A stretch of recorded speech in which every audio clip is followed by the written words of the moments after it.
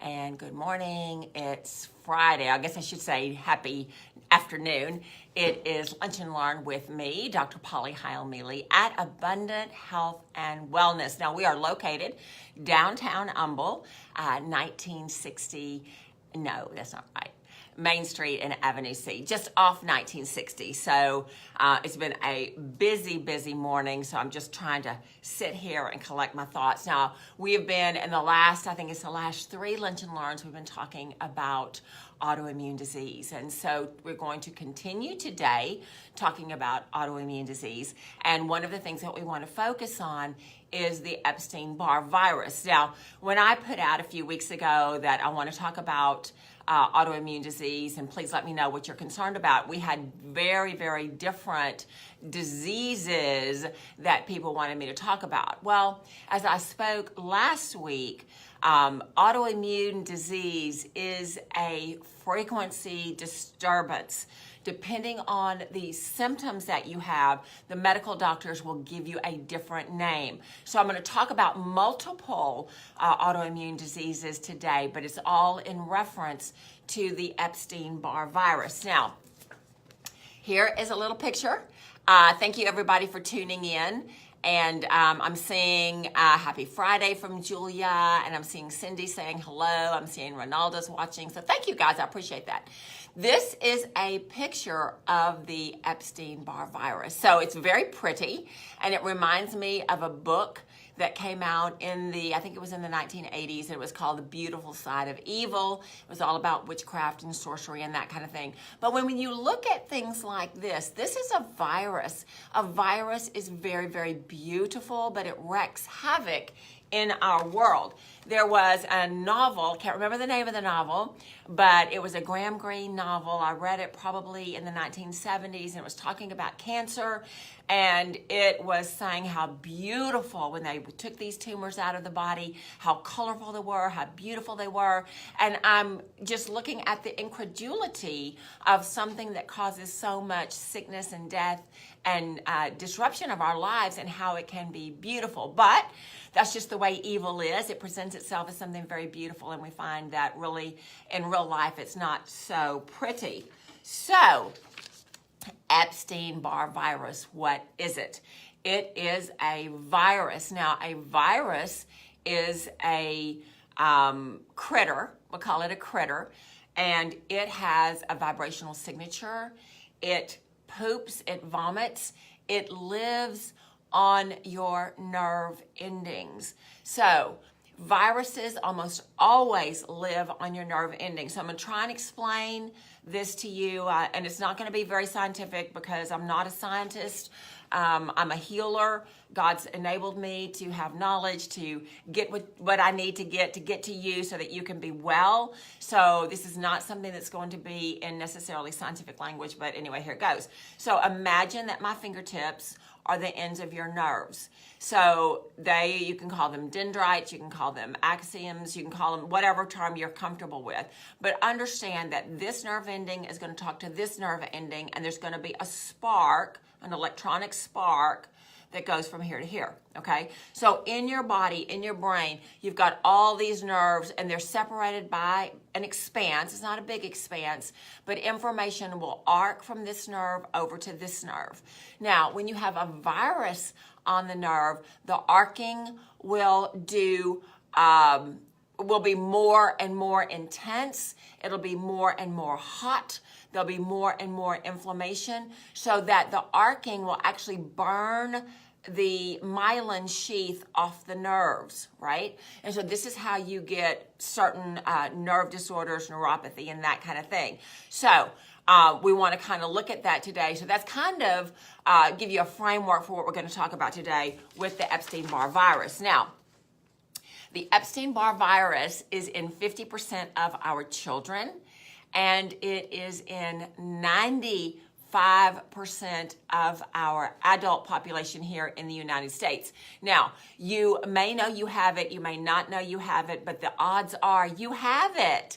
And so I am bringing some information to you This is up close and personal because one of my assistants, Tracy, whom you love, and she's put this also out on Facebook, so I'm not exposing anything. We kind of thought about her coming online with me today, but I want to give you a framework first before we have her testimony on here. So the Epstein Barr virus is in 95% of adults in the United States. Most of the time it is asymptomatic, meaning there is no symptom. However, that does not mean that the virus is asleep. That does not mean the virus is dormant. It just means that the virus is waiting its time, biding its time until you have some kind of catastrophic event in order to rise up and take ascendancy in your body. I guess that's the right way to say it. So the Epstein-Barr virus is part of the human herpes virus family. It is actually the HHV-4 virus, okay? It is most often the cause of mononucleosis, and it can have symptoms. It cannot have symptoms. For most people, it has no serious immediate consequence. For most people, if you get infected with it, you're going to have the flu or flu-like symptoms. You're going to have a cold. You're going to have some respiratory issues, whatever, okay?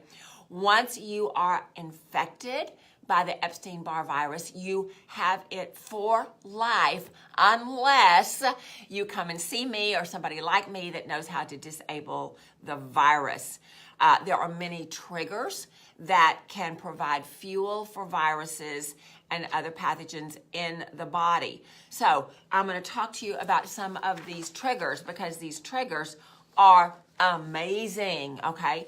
One of them is radiation, all right? Now, we think about radiation when we are, at the doctor or whatever, or we're at the airport getting, scanned or whatever. There is radiation in the atmosphere. So when you're in an airplane and you're flying in the atmosphere, you are exposed to more radiation than you are exposed to down here in the ground. So just saying that. Pesticides, herbicides, paint fumes, we all are exposed to that.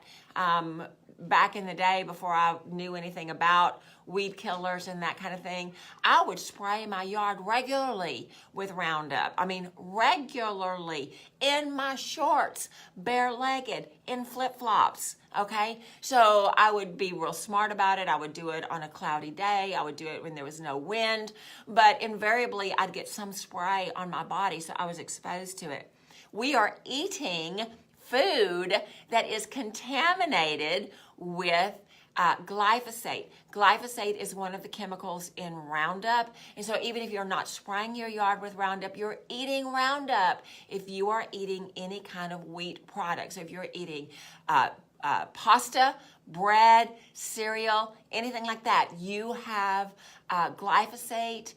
It's in Cheerios, it's in cornflakes, it's in crackers, it's in all those kind of things. I mean, you can Google it, glyphosate, and find out from a scientific standpoint. Don't just do Dr. Google stuff. Go to the Environmental Working Group, ask it where glyphosate is, and then you'll be able to see that it is everywhere. So even if you're not spraying your yard, you're still getting it on the foods that you eat if you are eating just what you get in the grocery store. If you're not looking for organic, if you're not looking for things that are on the non-GMO project list. Okay, so I'm just going to throw that out there.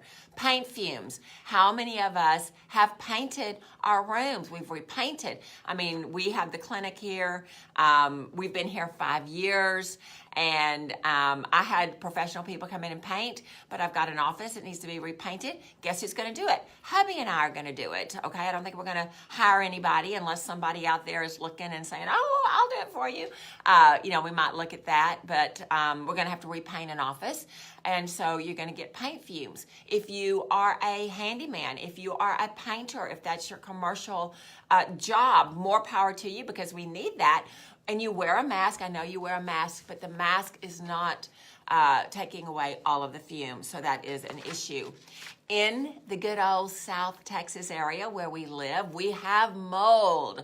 We have black mold. We have green mold. We have all kinds of mold in our kitchen. I was looking in my home. My home is over 100 years old. I was looking at one of the windowsills the other day, and what did I see? I see black mildew on my windowsill, on the bottom of my windowsill. Now, my room is not particularly wet. It's not a bathroom. It's not a kitchen. But that window is an outside window, and so it does have condensation. That condensation goes right in there, and it sets up mildew. So we've got mold and mildew and that kind of thing. That is something that can trigger the Epstein Barr virus. Also, heavy metal exposure. We have many ways that we can get heavy metal exposure, but one of the ways we get it is through our dental amalgams. So if you're not conscious of what's going on at the dentist and you have silver amalgams, and so I'm not going to show you, but if I laugh real loud, you'll be able to look inside my mouth and see that I have several different little silver spots in my mouth. As I'm getting older, they are cracking and breaking, and I'm having them replaced with composite fillings, but all of that is something that I deal with. If you have had vaccinations, you are getting toxic metal in the form of the thimerosal, and so that's a trigger. If you are a smoker, you are getting cadmium in those cigarettes, so that also is a heavy metal. So you're getting these things throughout your daily life, and so you just need to be aware that they are triggers. Nutritional deficits. So we all have nutritional deficits. So nutritional deficits, if you're very, very deficient in a certain essential nutrient that you need, that can be enough stress to cause the Epstein virus to flare and that kind of thing. If you have had any physical injury, and who of us has not? Who of us has not had a physical injury? I have fallen. I've been in car accidents. I've had scoliosis surgery. That is a huge physical trauma. I remember when my daughter was in high school and we had a skate-a-thon to raise money for the school, and she and I were skating, and I said, go slow. She thought I said, go, go, and she's pushing me, and we fall, and I hurt myself, and it took probably a couple of years for the bruise on my knee to heal. And so those are all physical issues, and their traumas, and all of that can activate a virus. Another thing is emotional trauma. So all of us have emotional trauma, whether it's, my kid is having trouble, my marriage is in trouble, my finances are in trouble, nobody likes me, nobody wants to be with me, somebody says something bad about me, and all of this sounds very, very high school, and it can be, but it can also be real life adult stuff that we're dealing with. And so one of the things that I know as a mom and a grandma is that when somebody's hurting my kid, I'm going to come after you because it's traumatic for me. If you're hurting and picking on my little grandbabies, I'm going to beat you up because you know what? They're my grandbabies and I can do that. And so all of that is emotional trauma. Let's talk about other emotional traumas. What about divorce? What about death? What about house relocation? What about being laid off? What about having to change jobs? All of those are emotionally traumatic, and all of those can have an effect and trigger an activation of the Epstein Barr virus. So none of us are immune because 95% of us have this virus in our body, and 100% of us are living in this earth, and so we're all subject to these issues. So even menopause is traumatic enough to cause the activation of the Epstein Barr virus. Okay, so the Epstein Barr virus is often the virus that is lurking behind autoimmune disorders such as lupus, MS, Hashimoto's thyroiditis, and even breast cancer. Okay, so breast cancer, Burkitt's lymphoma, this is another cancer, it's a very rare cancer, nose and throat cancers, Guillain-Barré syndrome, multiple sclerosis, chronic fatigue syndrome, fibromyalgia, and meningitis. Now, these are all autoimmune diseases or cancers that can have their start in the Epstein Barr virus, which how many of us have? 95% of the American population of adults have Epstein Barr virus. So what does that mean? What do you do about it? Well, I don't want you to do anything about it until your body says you're ready to do that. And that's one of the things that we'll talk about next week. Tracy, my assistant, so if you've come into the clinic, you're going to know about Tracy. You're going to love Tracy. Tracy is awesome. Probably we're going to have Tracy come in and we're going to have a discussion about the Epstein-Barr virus next week and how this has affected her. Now, I'm just going to give you a little bit of a preview. She has been dealing with manifestations of this virus for the last 3 years that I have been aware of.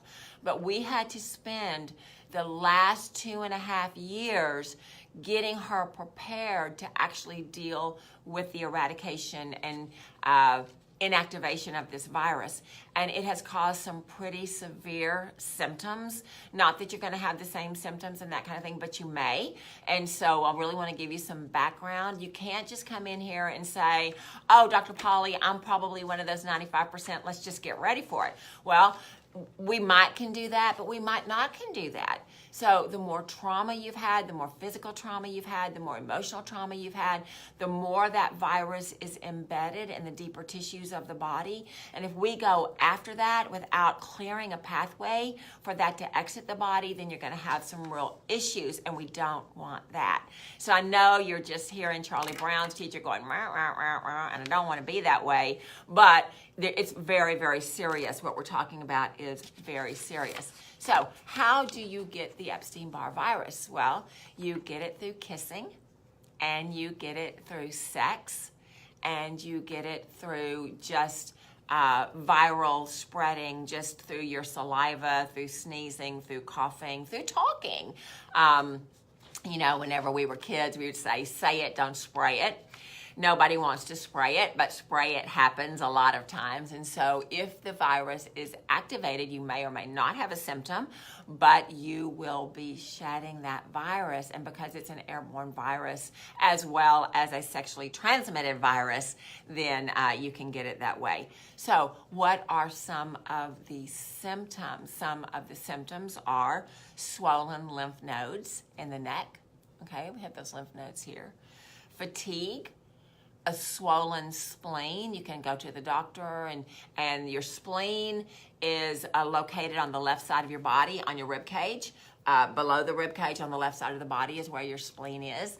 And your spleen is one of your most important immune organs, because your spleen makes your red blood cells, your white blood cells, and that kind of thing, your T cells, your killer cells. We've talked about all of that before. And so if your spleen is enlarged, if your spleen ruptures, what happens? You're going to have that Epstein-Barr virus just spew out all into your intestinal area. And so we want to make sure that we know that that's an issue. If you have a swollen liver, if your liver is swollen, now the liver is more on your right side of the body, although it's kind of in the middle. Your liver can be swollen. If your liver is swollen, then that is also a symptom of the Epstein-Barr virus. Jaundice is a symptom. Now, we think of jaundice is when we've got a bilirubin issue, because bilirubin, what is one of your liver components there, one of the little chemicals in your liver. And so when you're jaundice, what happens? Your skin turns yellow, the whites of your eyes turn yellow. Ladies, when you're putting on your eyeliner and you pull your eyelid down, if you pull it way, way down, right over here, you're gonna see a white patch. It should be a white fatty patch. Now everybody's going to get their mirror, I know. Go get your mirror, pull that down, look at it. If it is yellow, if it is kind of a nasty kind of color, kind of brown, then you've got some liver disease, you've got some jaundice going on, and so we need to go in there and clear that up. So that's something that's very easy to do. I remember when I was in my young 40s, I would be putting kohl. I used to wear kohl on the inside of my eyelids because that was the fashion back in the day. And so I would pull my eyelid down and I would draw that kohl on there. And I remember looking at that white patch thinking, oh my goodness, I've turned into an old lady because that little fat patch is all nasty and yellow now. Well, that was, like I say, in my early 40s, before my husband died, and before I knew very much about holistic health. And now, if you were to come and look in the inside of my eye, you would see that that little white patch is brilliant and white now. Why? Because I clean my liver all the time. I'm always working on my liver. No, I'm not an alcoholic. No, I don't have any of these issues that would lead to fatty liver disease or lead to cirrhosis of the liver or anything like that. But your liver is your filter. It is the largest filter in the body. And so if you're not looking after it, then it's going to become contaminated. Why? Because it is a filter. Look at the air filter in your air conditioning. Look at the car, your air filter in your car. Look at your fuel filter in your car. What is it doing? It is grabbing the contaminants so it doesn't hurt the engine of your vehicle or your air conditioner. In the same way, the liver is grabbing the contaminants in our environment so it does not hurt us, but we need to take care of it and we need to flush it and all that kind of thing all the time. So one of the things that you can do is look at that little white patch under your eye and see what it looks like. Also, a rash. A rash can be indicative of the Epstein Barr virus. Also, swelling around the eyes. So if your eye, if you have a lot of swelling, that's another symptom that the Epstein Barr virus is alive and well in your body. Vulvar ulcers, okay? Men, you don't have to pay attention to this because you don't have a vulva. Okay, so I hope, ladies, you know exactly what that term is. But what it is the genitalia of a woman that becomes ulcerated. And so you might think you have a cold sore down there, which it is.